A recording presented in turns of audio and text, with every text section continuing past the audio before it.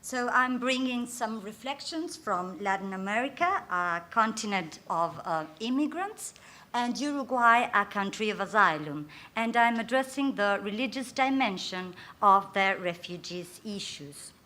As a preliminary statement, I'll wish to start by saying that religious beliefs brought by migrants pose challenges which contribute to human advancement in the end. Well, if we look at humanity, human migration is as old as humankind, natural to man. Just think about the expulsion of Adam and Eve from paradise, and from there, humankind wandering all over the world. We are all migrants. Encounter of diversity challenges adaptation of both. Robinson Crusoe meeting Friday challenges both and enriches both. Cultural enrichment, progress in knowledge and human promotion can be said to be broad also because of these migrating movements. We may even speak about migration of culture across the globe. So awareness of the altar of the other also teaches, because while searching for solutions to harmonize, to reconcile differences, well, we must sharpen our ingenuity to find reasonable accommodation. So it is enriching. Migration humanizes. What about the religious dimension of refugee protection? What does religion have to do? Well, religion might be the cause of asylum seeking, the cause of persecution. It may be the provider of humanitarian response. Very often, religious institutions are main characters in relief provision. And moreover, religious rights of migrants, asylum seekers, ought to be respected. When I was researching on this topic, it occurred to me that the word sanctuary, which has obviously a religious connotation, also meant a place of refuge, of shelter. And I went back to the Greek myth of Cassandra. She took shelter at the temple of Athene, and there the Greek soldier Ajax attacked her and violated the shelter, the sacred place. If we look at the Bible and Christianity, God itself is referred to as a place of shelter, and temples also. So religion provides asylum, both physical and moral, to the mind and the soul, and religion may be the main provider of relief. Let's talk about Latin America. Well, we living in South America historically come from somewhere else. So there's this greatest walk outlined by scientists. We are all migrants. Why is Latin America a continent of pacific coexistence? Somebody just asked me a few months ago. Well, perhaps the answer is in its religious diversity, its multicultural societies, the permanent immigration. We are used to living side by side each other. And that is why when we look at the legal framework, the focus is set on persecution in itself, or fear of persecution, not so much in distinguishing between asylum and refugee, which in the Latin American context are absolute synonyms. So we may speak of Latin America's open door attitude towards migration. I'm not going to to explain all these treaties. They are in the papers. I only want to focus on the American Convention on Human Rights, which proclaims, on the one side, the right to freedom of religion or belief and conscience, and specifically concentrates on freedom of movement and residence, and particularly proclaims that every person has the right to seek and be granted asylum in a foreign territory, and also that collective expulsion of aliens is prohibited. Well, I welcome you to my country now, Uruguay. We are proud to say we have a positive attitude towards asylum. In fact, Portuguese ambassador said it's one of the countries which more generously has granted it. It is considered a right of the individual and not a power of the state. Our historical background is very rich. Let me just stop at two incidents during the Holocaust. One was in Hamburg, where 150 Jews took shelter in the garden of the Consul General residence, and the Consul General ordered the gates to be closed in order to shelter them.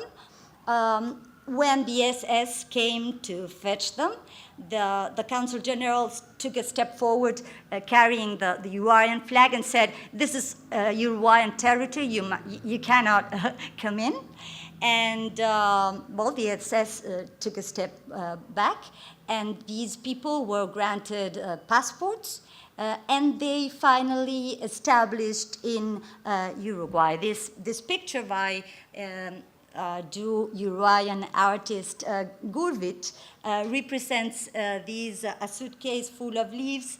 The first, not the first, I'm sorry, but this flow of immigration. Another incident took place in the embassy in Netherlands. The ambassador took the train with some Jews who were escaping, and he stood up for them when the SS was trying to capture them. But they were granted visas and were safely conducted, and then came to Uruguay as well. So welcome to Uruguay. Our legal context, our legal framework is also welcoming. I'll just want to point out we have a specific law on the right to refuge and refugee, and the UN High Commissioner on refugee representation is done by an agency that's Ecumenical Service for Human Dignity. So again, a religious organization there to support. Last year, we had two contingents of immigrants. First, we are a very small country, both in population and territory. So perhaps you think of 5 Syrian families, it's not so much, but for us it was. The main concern of these families who were coming, before coming, was, will we be able to practice our religion in Uruguay? One thing is to be outlined is that the Marianist brothers were the ones who hosted at the beginning. So again, a religious organization. Well, the issues the challenges that were posed had to do with marital authority and patriot protesters. The violence found a limit, a legitimate restriction to freedom of religion or belief if it was invoked in this issue. Then the issues in the workplace, times of prayer, wearing the veil in the workplace. No claims are going on so far. The International Labour Organization conventions provide the grounds to manifest, manifest their religion, so there shouldn't be a problem. Again, with religious burial of relatives, there aren't any Muslim cemeteries, but it's being negotiated right now. Then about ritual slaughter and diet. Well, we have halal meat, and Uruguay even exports halal meat. The crucial issue, the most controversial, was wearing the veil in public schools, because education, public education in Uruguay has the dogma of secularism or secularity, depending on your side. So opposition on the grounds of secularism was brought by a former president, by other representatives. But on the other side, there was a human rights respect perspective allowing it. Some others denied the religious nature of this conduct and said it's more a cultural than a religious issue. I think the question that is behind all this is the right to education. What would happen if we actually forbid girls from wearing the veil at public schools? Last year, by the end of the year, another contingent of refugees arrived. 6 former prisoners from the United States prison in Cuba, Guantanamo. They were all Muslims. They were charged with or suspected to be terrorists, but we provided asylum. There was one question, and it's very odd, I know, about religious marriage. And let me explain. Religious marriage has no civil effects in our legal system in Uruguay. The civil marriage must precede it. If not, it is considered a crime. And you say, well, but how could this be? Well, it's a very old law, but it is still a law. So there were 3 love stories. You see, 6 former prisoners, 3 love stories, 2 got married, only through religious marriage. So there were complaints from a bishop who said, why I, a Catholic bishop, must go to prison if I celebrate a religious marriage, and this imam, well, nothing happens with him. Nothing happened. They were only just claims in the press, but we might argue, is it still a crime? Is the crime still in force? Or has it been overruled by human rights law? And then the last issue, which was posed by these former Guantanamo prisoners, was during the hunger strike. 2 of them got involved in a hunger strike in front and camping in front of the US embassy in Uruguay. When it was suggested to compulsorily feeding them, some forensic doctors contradicted. They posed conscientious objection to compulsorily feed these human beings. So